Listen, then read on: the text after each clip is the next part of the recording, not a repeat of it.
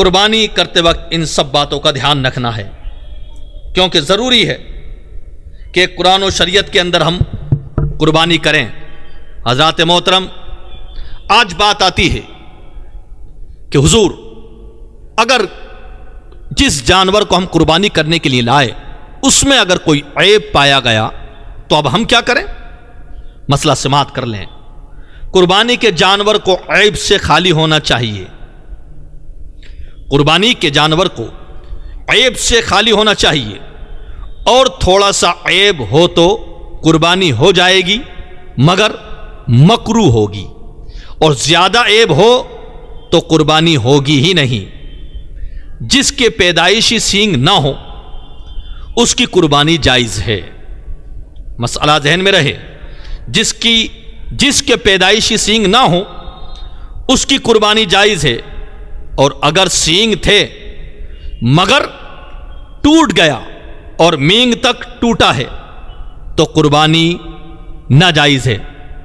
اس سے کم ٹوٹا ہے تو جائز ہے، اس سے کم ٹوٹا ہے تو جائز ہے۔ جس جانور میں جنون ہے اگر اس حد کا ہے کہ وہ جانور چرتا بھی نہیں ہے تو اس کی قربانی ناجائز ہے، اور اس کا حد اس حد کا اور اس حد کا نہیں ہے، اور اس حد کا نہیں ہے تو جائز ہے۔ یاد رکھیے حضرات محترم، اور سماعت کر لیں مسئلہ۔ آج بڑے بڑے مسئلے سامنے آتے ہیں کہ کن کن جانوروں کی قربانی ہوگی اور کن کی نہیں۔ بڑی توجہ کے ساتھ سماعت کر لیں اور مسائل کو آگے تک پہنچا دیں۔ الحمدللہ فقیر پوری ذمہ داری کے ساتھ بحر شریعت کے حوالے سے بات کر رہا ہے، اور بھی کتابیں دیگر موجود ہیں اس کے اندر حوالے در مختار وغیرہ کے۔ مسئلہ سماعت کریں۔ بھینگے جانور کی قربانی جائز ہے، بھینگے جانور کی قربانی جائز ہے، اندھے جانور کی قربانی جائز نہیں،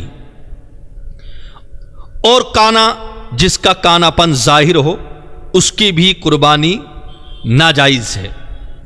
یاد رکھیے، جو جانور کا کانا پن جس کا کانا پن ظاہر ہو اس کی بھی قربانی ناجائز ہے۔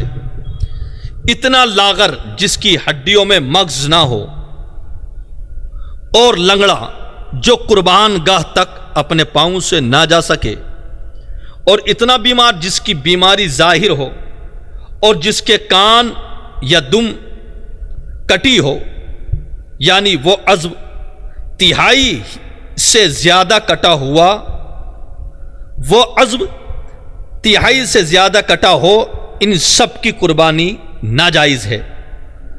یعنی وہ عضو تہائی سے زیادہ کٹا ہو، ان سب کی قربانی ناجائز ہے۔ اور اگر کان یا دم تہائی یا اس سے کم کٹی ہو تو قربانی جائز ہے۔ اگر کان یا دم تہائی یا اس سے کم کٹی ہو تو جائز ہے۔ جس جانور کی پیدائشی کان نہ ہو یا ایک کان نہ ہو اس کی قربانی ناجائز ہے، اور جس کے کان چھوٹے ہوں اس کی جائز ہے۔ جس جانور کی تہائی سے زیادہ نظر جاتی رہی اس کی بھی قربانی ناجائز ہے۔ یاد رکھیے حضرات محترم، ہم اور آپ کو ضروری ہے مسائل سیکھنا اور مسائل دوسروں تک پہنچانا۔ یہ مقدس اور مبارک مہینہ فقیر چاہتا ہے کہ ہم اور آپ قرآن و شریعت کی روشنی میں مسائل سیکھیں اور قربانی کریں۔ حضرات محترم، ہم جب بھی قربانی کریں تو اللہ کی بارگاہ میں یہی دعا کریں کہ اللہ پاک ہمیں قرآن و شریعت کی روشنی میں قربانی کرنے کی توفیق عطا فرما۔ اگر کوئی مسئلہ سمجھ میں نہیں آتا ہے تو آپ معلوم کریے، اگر کوئی مسئلہ میں آپ کو شک ہے تو آپ علماء کرام سے معلوم کریں، علماء اہل سنت موجود ہیں۔ یاد رکھیے عزیزان ملت اسلامیہ،